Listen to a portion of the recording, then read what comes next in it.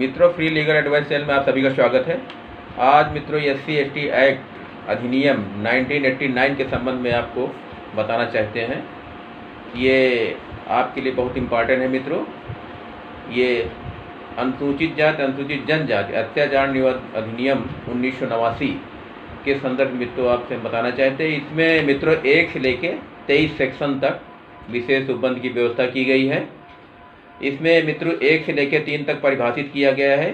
SC समुदाय के ऊपर SC के अलावा सवर्ण, बैकवर्ड समाज के द्वारा अगर उत्पीड़न किया जाता है, गाली दी जाती है, अन्य उत्पीड़न किया जाता है, शारीरिक मानसिक, महिलाओं के संबंध में अत्याचार किया जाता है, इसके संबंध में इस अधिनियम 1989 माननीय राजीव गांधी के द्वारा, उस समय सरकार थी भारत सरकार में, तो इसमें उपबंधित किया गया है।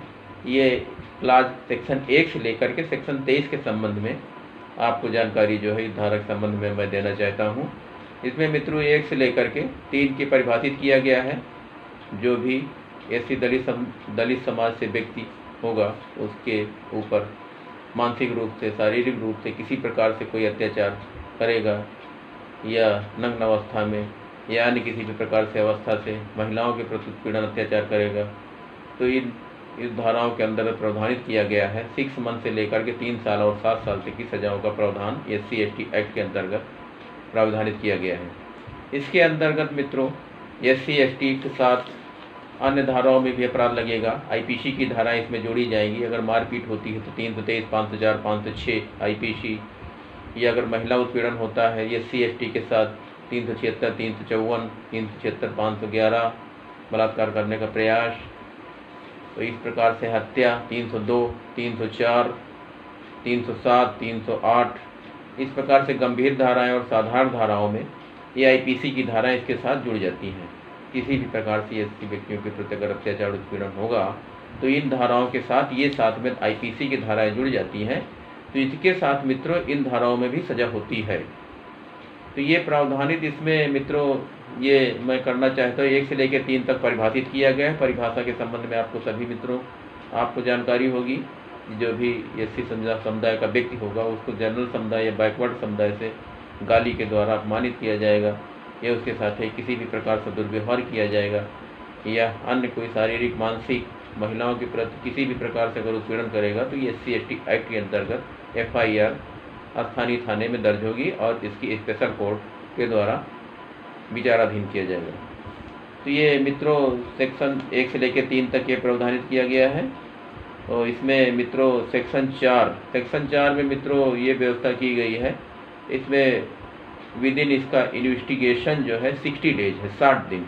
इसका इन्वेस्टिगेशन IO द्वारा जब किया जाएगा थाने में रिपोर्ट दर्ज होने के बाद 60 दिन में इसका इन्वेस्टिगेशन कंप्लीट करके इसमें चार्जशीट दाखिल की जाएगी। SC/ST के मामलों में मित्रों प्रायः जो है चार्जशीट ही आती है। FR फाइनल रिपोर्ट बहुत कम आती है, चार्जशीट ज़्यादातर आती है SC/ST एक्ट के मामलों में। कि SC/ST एक्ट जो है ये अपराध साबित हो जाता है कि जानबूझकर शब्दों से गाली दिया, तो इसमें जो है FR के चांसेस इसमें बहुत कम, रेयर केसों में FR के चांसेस होते हैं, बाकी चार्जशीट इसमें दाखिल होती है। ये मित्रों सेक्शन 5 SC/ST एक्ट का इसमें प्रावधानित किया गया है। ये अगर दोष सिद्ध कोई व्यक्ति हो गया है उसके बाद पुनः अगर रिपीट करता है, पुनः वही कार्रवाई करता है, फिर अगर SC/ST के प्रति दुर्व्यवहार करता है, अपराध करता है, तो इसमें भी 1 साल की सजा का प्रावधान इसमें किया गया है सेक्शन 5 में SC/ST एक्ट अधिनियम में। सेक्शन 6 में इसमें मित्रों IPC की धारा 1860 के अंतर्गत सेक्शन 34 अंडर सेक्शन 149 बलवा करना या एक से अधिक व्यक्तियों 4-5 समूह के रूप में किसी समुदाय के प्रति घर में अत्याचार करते उसको घर से निकाल देते हैं या उसके घर में और किसी प्रकार से अग्नि वगैरह आग लगा देते हैं, इस तरीके से अगर नरसंहार करते हैं तो ये इसमें उपबंधित किया गया सेक्शन 6 के अंतर्गत मित्रों। सेक्शन 7 में मित्रों IPC की धारा लगेगी, उसके साथ संपत्ति संपहरण की दृष्टि के दोषी अगर मान लो संपत्ति का अगर नुकसान पहुंचा देते हैं तो ये सेक्शन 7 SC/ST एक्ट की धारा में संपत्ति के संबंधी प्लस उसके साथ IPC की धारा भी उसमें उल्लेखित होगी। अगर संपत्ति को नुकसान पहुंचा देते हैं तो इसमें इसका उल्लेख किया गया है। मित्रों सेक्शन 8 में अपराधों के बारे में उपधारणा, सेक्शन 8 में मित्रों ये उद्धारणा की गई है SC/ST एक्ट की धारा में कि अगर कौन से किस प्रकार से अपराध किया गया है, इसके संबंध में इसका हवाला सेक्शन 8 SC/ST एक्ट की धारा में वर्णित किया गया है। सेक्शन 9 शक्तियों का प्रदान किया जाना, धारा 9 में ये जो गिरफ्तारी के संबंध में जो भी शक्तियाँ इसको प्रदान की गई, सेक्शन 9 के अंतर्गत SC/ST एक्ट के अंतर्गत गिरफ्तारियों का प्रावधान किया गया है। सेक्शन 10 ऐसे व्यक्तियों की गिरफ्तारी जिसके द्वारा अपराध का समापन किया गया। कहने का मतलब कोई ऐसा व्यक्ति हो कि जिसकी गिरफ्तारी न हो, लेकिन ऐसा कुछ नहीं, कोई भी व्यक्ति किसी भी प्रकार से व्यक्ति हो उसकी गिरफ्तारी अनिवार्य है, चाहे सरकारी लोक सेवक क्यों न हो या प्राइवेट भी कोई व्यक्ति हो, जितना भी पहुंच वाला व्यक्ति, उसकी गिरफ्तारी इस एक्ट के अंतर्गत प्रोवाइड है। सेक्शन 11 में स्थान छोड़ने के पश्चात पुनः प्रवेश करना। मित्रों, इसमें अगर कोई अपराध कारित करता है, अगर कोई व्यक्ति अगर उसको इतना प्रताड़ित किया जाता, स्थान छोड़ देता वहाँ से, तो पुनः जो है उसको उसी स्थान में प्रवेश कराया जाएगा और उसको पूरी सुरक्षा दी जाएगी। उस सेक्शन 11 के अंतर्गत ये प्रावधानित किया गया है। अगर SC/ST का उत्पीड़न किया जाता है, अगर वो अपना स्थान छोड़ के अन्यत्र चला जाता है, निकल जाता है, तो उसको पुनः उसको स्थापित किया जाए। सेक्शन 11 के अंतर्गत ये प्रावधानित किया गया है। सेक्शन 12 IPC की धारा 186 के अंतर्गत अपराध जैसे फ़ोटो लेना, किसी भी प्लेस का फ़ोटो लेना, या किसी महिला के संबंध उत्पीड़न का फ़ोटो लेना, या पुरुष के संबंध उत्पीड़न हो रहा है उसका फ़ोटो लेना, ये इस संबंध में सेक्शन 12 के अंतर्गत ये प्रावधान मित्रों किया गया है। सेक्शन 13 के अंतर्गत अधीन इसमें भी अपराधों की व्यवस्था की गई। इसमें 1 वर्ष की सज़ा और जुर्माना ये प्रावधानित किया गया। सेक्शन 13 के अंतर्गत ये प्रावधानित किया गया है मित्रों। इसमें फिर सेक्शन उसी के अंतर्गत जोड़ा गया है 14 का। इसमें मित्रों जब उसकी बात सज़ा हो जाती है, सज़ा होने के बाद अपील को बंद किया गया है, जिसमें अपील 90 दिन के अंतर्गत माननीय हाई कोर्ट उच्च न्यायालय में अपील योजित की जाएगी। और सेक्शन 15 SC/ST एक्ट का विशेष लोक अभियोजक, इसमें व्यवस्था दी गई मित्रों, विशेष लोक अभियोजक जो है वही इस मुकदमों की पैरवी करेगा, उसी के द्वारा मुकदमों का निस्तारण कराया जाएगा, उसी के संबंध में गवाही कराई जाएगी। जो भी कार्रवाई न्यायालय स्तर की होगी विशेष लोक अभियोजक के द्वारा की जाएगी। ये सेक्शन 15 में उपबंधित है मित्रों। सेक्शन 15 का ये पीड़ित की ओर साक्ष्यों का अधिकार दिया गया। अगर पीड़ित पक्षकार कोई है तो उसको सेक्शन 15 का के अंतर्गत साक्ष्यों का न्यायालय में साक्ष्य लिया जाएगा, उसकी कार्रवाई की जाएगी। सेक्शन 16 राज्य सरकार के सामूहिक जुर्माना। सेक्शन 16 में SC/ST एक्ट जो भी अगर अपराध दोषी पाया जाएगा उसमें जुर्माने की व्यवस्था की गई सेक्शन 16 के अंतर्गत। सेक्शन 17 विधि व्यवस्था द्वारा निवारक कार्रवाई और सभी कार्यों के संदर्भ में निवारक है। इसमें जो विधि व्यवस्था दी गई है, जो भी किसी भी प्रकार से कार्रवाई इसमें की जाएगी, सेक्शन 17 के अंतर्गत ये कार्रवाई, विधि की कार्रवाई के संबंध में सेक्शन 17 में ये उपबंधित किया गया है। सेक्शन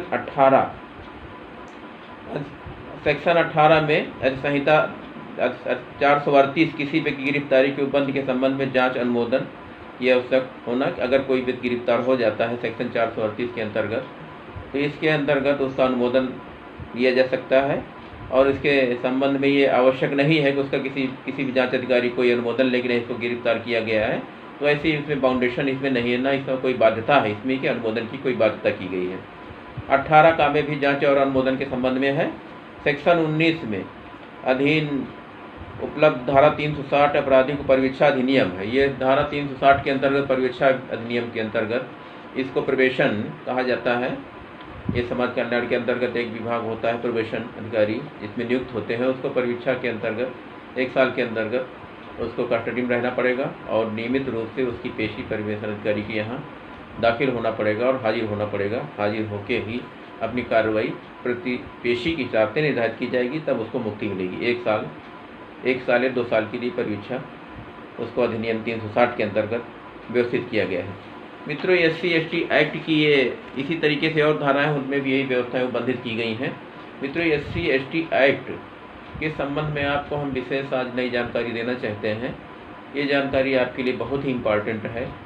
जब 89 में ये आया कि नई अधिकार के द्वारा SC/ST के सारे अधिकारों की सुरक्षा की जाए और इसको जो है संरक्षण मिले, तो इसमें बीच में भी कुछ हमारी सरकारों के द्वारा, कुछ अन्य लोगों के द्वारा इसमें माननीय उच्चतम न्यायालय में एक रिट दायर की गई है ये 2018 में इस बात की ऐसे की रिट दायर की गई है कि इसके संबंध में कुछ जो भी उपबंध किए गए हैं SC/ST के संबंध में ये गलत मुकदमे पंजीकृत कराए जाते हैं। उसी आधार लेकर के 2016 और 15 के मुकदमों का आधार लेकर के रिट दायर की गई है।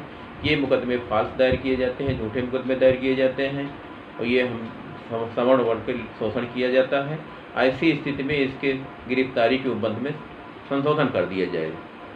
तो माननीय 2018 के द्वारा उच्चतम न्यायालय द्वारा ये व्यवस्था दी गई है और निर्णय दिया गया है, 3 जजों की बेंच के द्वारा निर्णय दिया गया है कि इसकी गिरफ्तारी जो है तुरंत नहीं की जाएगी। मुकदमा दर्ज होने के बाद तुरंत जो गिरफ्तारी हो जाती थी, तुरंत इसकी गिरफ्तारी नहीं की जाएगी। दूसरा यह है कि इसके मुकदमा पंजीकृत होने के लिए उच्च अधिकारियों के परमिशन लेना पड़ेगा। SP हुआ है, CO स्तर के जो भी अधिकारियों के परमिशन के बाद ही मुकदमा दर्ज किया जाएगा। तीसरी इसमें उपबंध ये किया गया है मित्रों, ये मुकदमा जो भी पंजीकृत होंगे उसकी कार्रवाई जो है नियमित करके 7 दिन के अंदर इसको निस्तारण कर दिया जाएगी। ये भी व्यवस्था उसमें दी गई थी कि 7 दिन के अंदर मुकदमे जो है ये संपादित करके उसके FR लगा दी जाए और मुकदमे की समाप्त कर दिया जाए।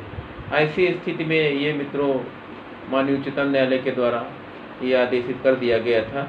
इसमें दलित समाज के प्रति और अपराध बढ़ गए थे और मुकदमे जो भी पंजीकृत नहीं होते थे और अपराध की संख्या ज़्यादा बढ़ गई थी, इसलिए इसमें इसका विरोध हुआ और दलित समाज के द्वारा इसका विरोध किया गया। इस विरोध के चलते भी माननीय भारत सरकार के द्वारा इसमें एक संशोधन लाया गया है। पुनः फिर इसको गिरफ्तारी त्वरित हो, FIR तुरंत दर्ज हो, उसकी बाद कार्रवाई तुरंत हो और जो भी इसमें उपबंध किए गए थे, जो माननीय सुप्रीम कोर्ट के द्वारा रोके गए थे, उनका पुनः के संशोधन लाया गया।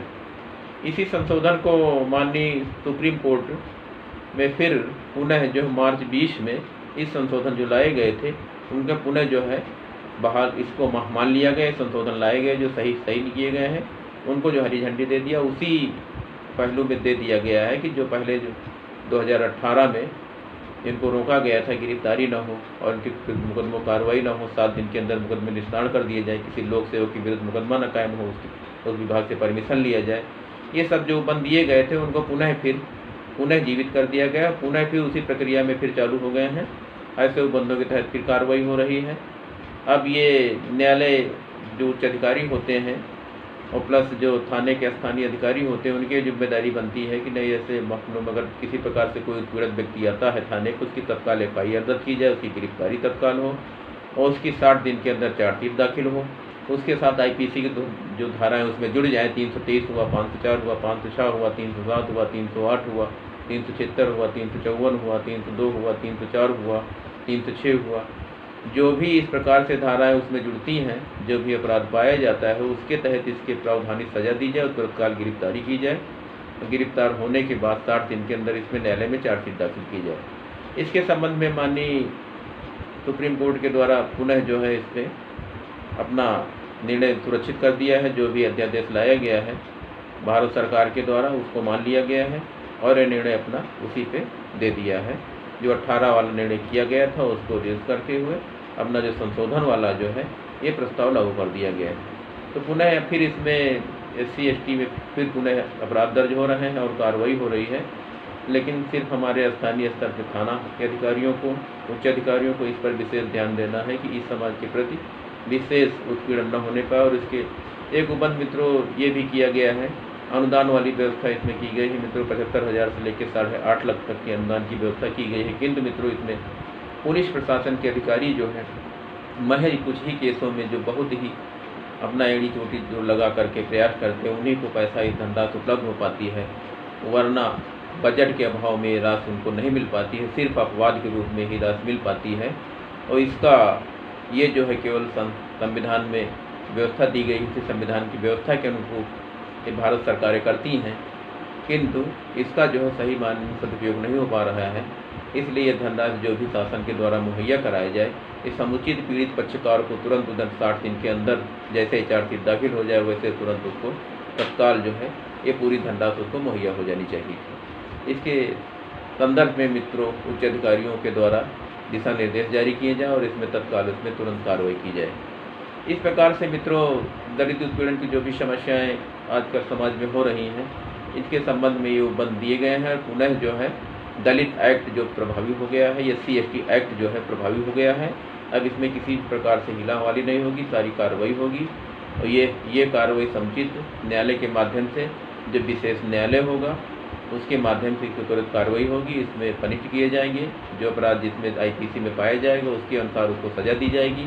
मित्रों, एक केवल इसमें और माननीय भारत सरकार के द्वारा ये करना चाहिए, इसके जो है जनपद स्तर में न्यायालयों का अभाव हो गया है। मात्र एक न्यायालय स्पेशल एक्ट रखा गया है। मुकदमों की पेंडेंसी प्रत्येक जनपदवार ज़्यादा हो गई है। हर जनपद में लगभग 5-6 हज़ार मुकदमे के आसपास पेंडेंसी है। तो इसलिए निस्तारण टाइम समय से नहीं हो पा रहा है, इसको न्याय नहीं मिल पा रहा है। ऐसी स्थिति भी हो जाता है। ये बिल्कुल मनमानी तंत्र से अपना इधर उधर घूमते रहते हैं। अभियुक्त और अभियोजन वर्ग पर जो भी पीड़ित पक्षकार है उस पर दबाव बना करके मुकदमा सुलह कर ले जाते हैं।